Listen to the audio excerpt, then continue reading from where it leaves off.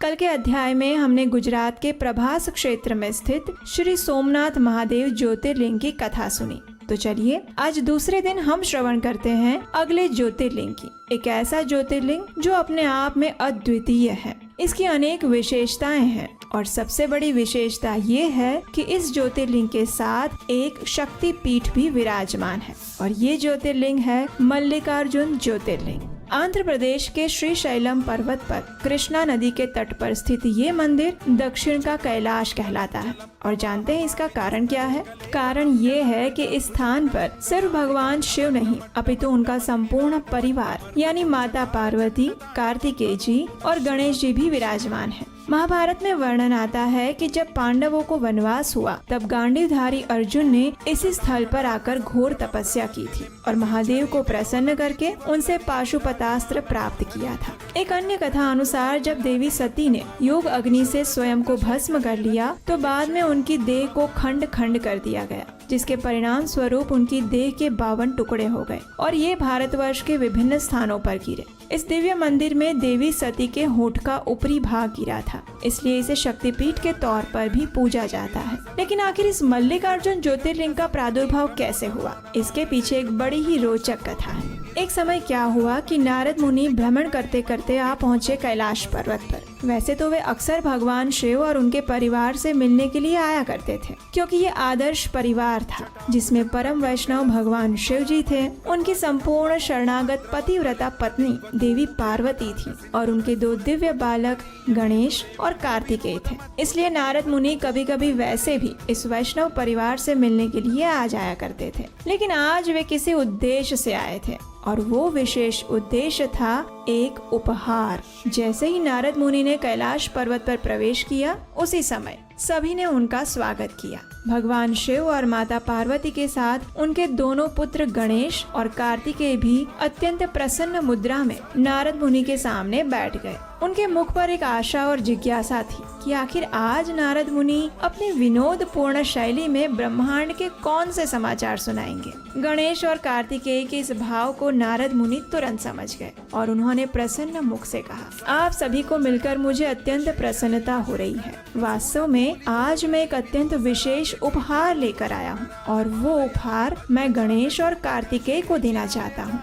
अपना अपना नाम सुनकर गणेश और कार्तिकेय के कान खड़े हो गए। वे और अधिक उत्साही होकर नारद मुनि के पास जाकर खड़े रह गए। नारद मुनि ने अपने झोले में से एक सुंदर आम्र फल निकाला और उस फल को सबको दिखाते हुए वे कहने लगे, ये कोई साधारण आम्र फल नहीं है। इसकी विशेषता ये है कि जो भी इस फल को खाएगा उसे उसी क्षण संपूर्ण ब्रह्मांड का ज्ञान, विद्वत्ता, बुद्धि प्राप्त हो जाएगी। इस जगत का ऐसा कोई भी ज्ञान नहीं है जो इसमें समाविष्ट ना हो। इस फल को खाने वाला तर्क और सिद्धांत में निपुण बन जाएगा। अब नारद मुनि के मुख से इस आम्र फल की इन विशेषताओं को सुनकर गणेश जी के मन में तुरंत उस फल को खाने की इच्छा हो गई। वैसे भी भोजन के प्रति उनकी रुचि सर्वविदित है और वे तुरंत पास में आ गए। उनके साथ कार्तिकेय भी आकर खड़े हो गए। अब नारद मुनि ने अंतिम पहेली को सामने रखते हुए कहा, लेकिन समस्या ये है कि मेरे पास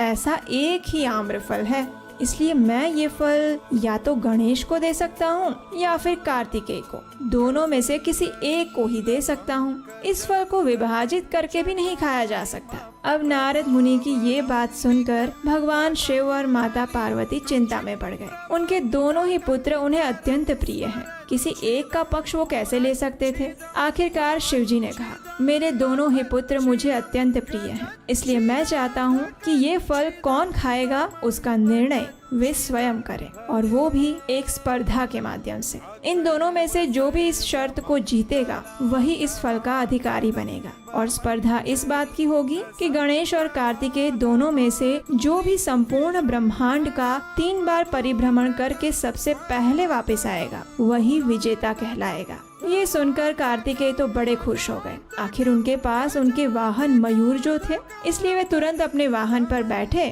और उड़ चले ब्रह्मांड की परिक्रमा करने के लिए। अब पीछे रह गए बेचारे गणेश जी। अब उनके पास तो था छोटा सा मूषक और उस मूषक पर ब्रह्मांड की परिक्रमा करना रोकना तो असंभव कार्य था। इसलिए निराश होकर वे सोचने लगे कि अब आखिर क्या किया जाए। अचानक उनके मन में एक विचार आया कि पिताजी ने ब्रह्मांड की परिक्रमा करने के लिए कहा, लेकिन कौन से ब्रह्मांड की, ये तो नहीं बताया है। और ये विचार आते ही उनकी आंखों में चमक आ गई। उन्होंने बड़े प्यार से अपनी माता पार्वती के सामने देखा और मुस्कुराए। फिर गणेश जी ने अपने दोनों हाथ जोड़कर अपने माता पिता भगवान शिव और माता पार्वती को प्रणाम किया और फिर उन दोनों की 3 बार परिक्रमा की। जब माता पार्वती ने ये देखा तो उन्हें समझ नहीं आया। उन्होंने गणेश जी से पूछा, हे पुत्र, ये तुम क्या कर रहे हो? क्या तुम इस शर्त को जीतने का प्रयास भी नहीं करना चाहते हो? बिना प्रयास किए तुम हार कैसे मान सकते हो? तो इसके उत्तर में गणेश जी ने बड़ी ही विनम्रता से कहा, हे मेरी प्रिय माता,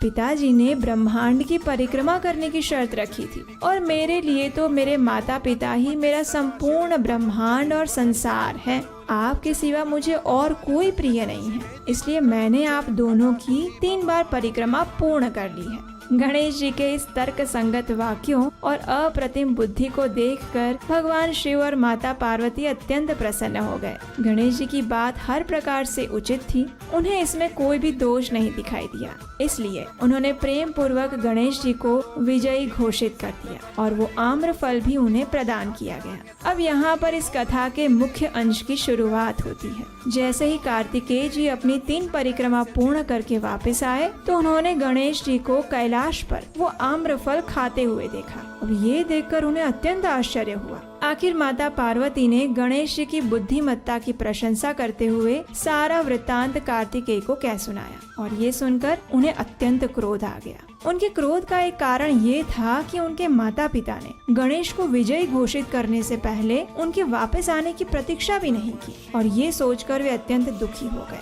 अपने क्रोध में आकर उन्होंने निर्णय लिया कि अब वे अपने घर का परित्याग कर देंगे और सबसे श्रेष्ठ ज्ञान को अर्जित करने के लिए तपस्या करेंगे। उनके इस अतार्किक निर्णय को सुनकर माता पार्वती और भगवान शिव को आश्चर्य हुआ। उन दोनों ने कार्तिकेय को समझाने के बहुत प्रयास किए, लेकिन कोई लाभ नहीं हुआ। कार्तिकेय अपनी बात पर अड़िग रहे और निकल गए क्रौंच पर्वत पर तपस्या करने के लिए। अपने पुत्र के वियोग को सहन ना कर पाने के कारण भगवान शिव और माता पार्वती उसे मनाने के लिए क्रौंच पर्वत पर पहुंच गए। उन्होंने कार्तिकेय को अनेक वात्सल्यपूर्ण शब्द कहे और कैलाश पर वापस लौटने के लिए विनती की, लेकिन कार्तिकेय नहीं माने। उल्टा अपने माता पिता को उस पर्वत पर देखकर वे दूसरे पर्वत पर 3 योजन दूर चले गए और अंत में इस बात पर सहमति बनी कि प्रत्येक मास की अमावस्या पर महादेव कार्तिकेय से मिलने जाएंगे और प्रत्येक मास की पूर्णिमा पर देवी पार्वती उनसे मिलने जाएंगी। इस प्रकार भगवान शिव ज्योतिर्लिंग के रूप में उसी स्थान पर स्थापित हो गए। अर्जुन शब्द भगवान शिव का भी एक नाम है और मल्लिका यानी पार्वती देवी, इसलिए इस ज्योतिर्लिंग को मल्लिकार्जुन ज्योतिर्लिंग के नाम से जाना जाता है।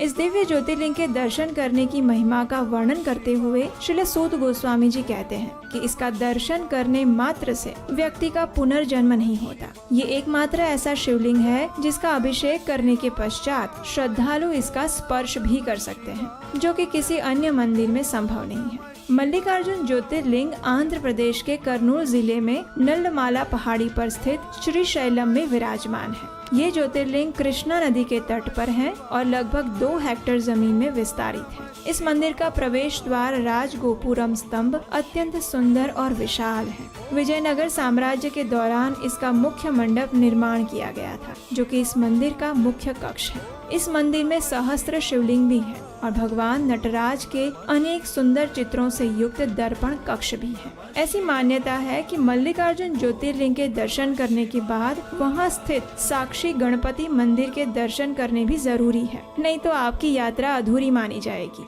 लोक मान्यता ऐसी है कि